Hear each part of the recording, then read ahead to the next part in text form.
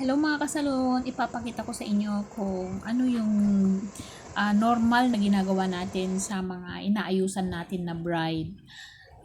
Ang karaniwan na ginagawa ko kapag ako nag-aayos ng bride, nilalagyan ko muna siya ng eyelash extension. Kaya siya nakapikit kasi meron siyang eyelash extension. Mahapdi sa mata kaya nakapikit siya. Yan. So ang ginawa ko, binlow dry ko yung hair niya and then kinulot ko siya sa pamamagitan ng iron and then sinisetting ko na siya. Ang reason kung bakit sinisetting ko kaagad kasi mainit pa yung buhok niya, kaya kapag nilagyan natin ng clip yan, tuloy-tuloy yung pagkakulot niya. Para mamaya, pagkatapos natin mag-makeup, pag tinanggal na natin yung clip, maganda yung yung bagsak ng hair niya, kulot talaga, at na kahit na walang spray net, maganda pa rin siya. Mag-i-stay yung kanyang kulot.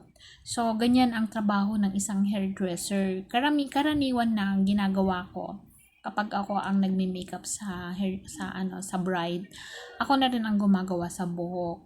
Kasi magagawa ko yung gusto ko, yung kulot na gusto ko. Kasi pag pinagawa mo sa iba, parang uulitin mo lang din siya. So ako, ginagawa ko muna is hair and then saka makeup. Yan. So lahat yan isi-setting ko yan. Medyo mabilis lang ang kilos kasi medyo matagal ang pagmi-makeup kapag bride kasi may mga picture taking. Nag-aantay na nga yung photographer sa likod ko. Yan.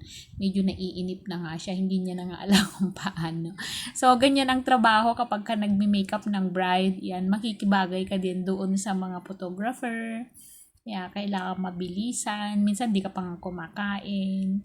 Yan, kailangan mabilis ang galaw. Minsan pag tayo sa kasal, hindi nasusunod yung oras na pagmi-makeup natin, kaya minsan nai-stress tayo. Pero okay lang, basta ang importante napapaganda natin yung customer natin o yung bride natin.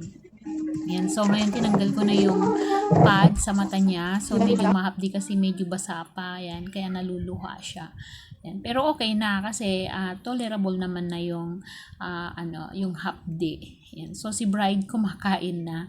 Medyo nagutom kasi maaga yung aming yung pagmi-makeup kasi ang kasal niya is medyo maaga.